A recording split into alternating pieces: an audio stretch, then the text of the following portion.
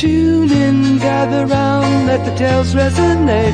From the Isle of Wight, rugged to the Bering Straits, Neil Vectis is here with insights to share. Diving deep into topics, we'll go everywhere.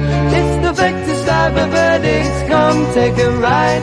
With laughter and knowledge, Neil is your guide. From the Isle of Wight to the Bering Straits, join the conversation, it's never too late. It's never too late, never too late, never too late, never too late.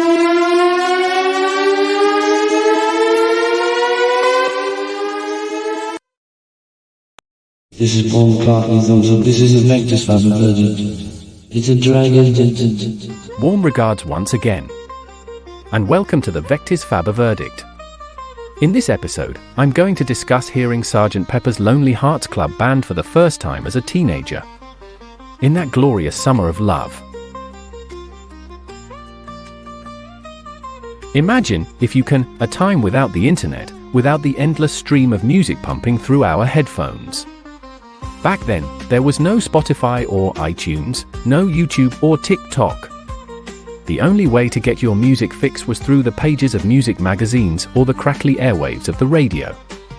And then, amidst all that musical silence, came Sgt. Pepper's Lonely Hearts Club Band. It was like a thunderclap, a psychedelic explosion that shook the music world to its core. In those pre-internet days, anticipation for a new Beatles album reached fever pitch. We'd caught glimpses of it in the press. Those tantalizing song titles, maybe a snatch of a tune. That's if we were lucky enough to be tuned into the right radio show. But mostly, it was just a big, gaping vacuum waiting to be filled with the latest masterpiece from the Fab Four.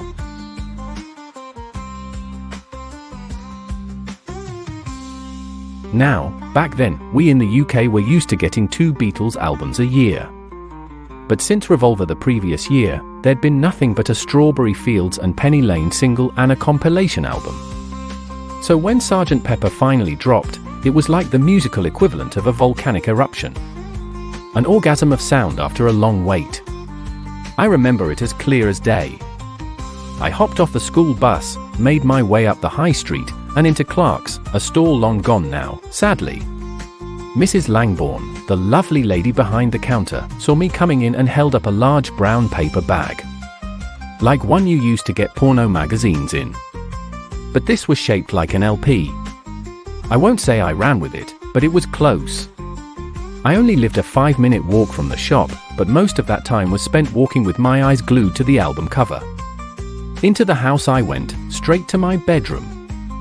No CDs, no MP3s, no cassettes in those days. Vinyl was king. And queen as well. Most LPs had a glossy color cover and a plain black and white back with a track listing and maybe a few photos. But Sgt. Pepper was different. It was a double-fold sleeve, all in color, with a gatefold cover and, get this, lyrics on the back. No one had ever done that before. Which for those of us who could read was a real bonus. I couldn't wait to dive in. Inside the paper inner sleeve, instead of the usual plain white, there were these magical pink swirls, fading from red to white. And the LP itself was a revelation. No gaps between the tracks? What the fork? How was I supposed to skip to my favorite tracks? As the needle dropped, I was mesmerized.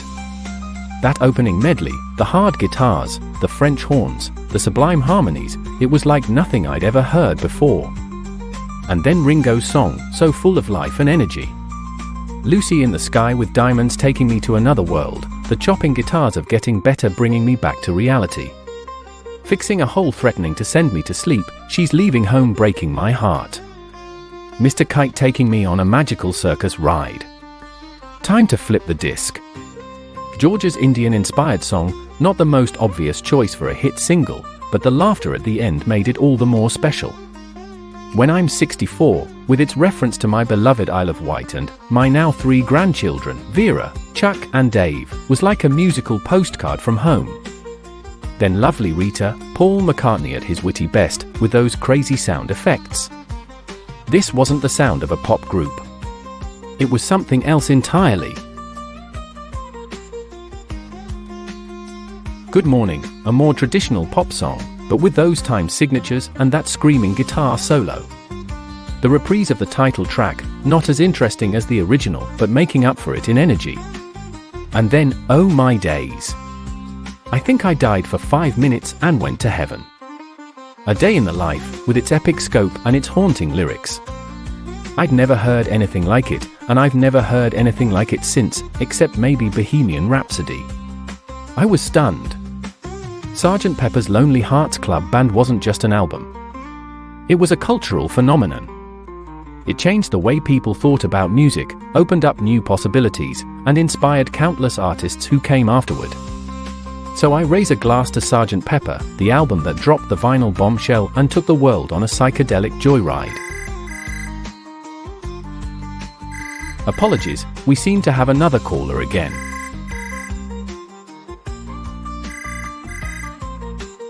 Hello. You're live on the Vectisfabber verdict. What would you like to say? Hello Neil, this your friend Bark. I just rang to say that Paul wrote the song Michelle not long after Michelle and I met at their Whiskey Flat show in September of 1964. How old were you both when you met? I was 3 and Michelle would have been around 7 months old at the time. Really? You're not Barack Obama at all. Are you? Gotcha, Neil Vectis. This is your favorite president, of course. Not that imposter with the fake birth certificate. This number has been disconnected. I can't believe that guy has nothing better to do than prank this show. But that's all we have time for. Until next time. You've been listening to the Vectisfabber verdict.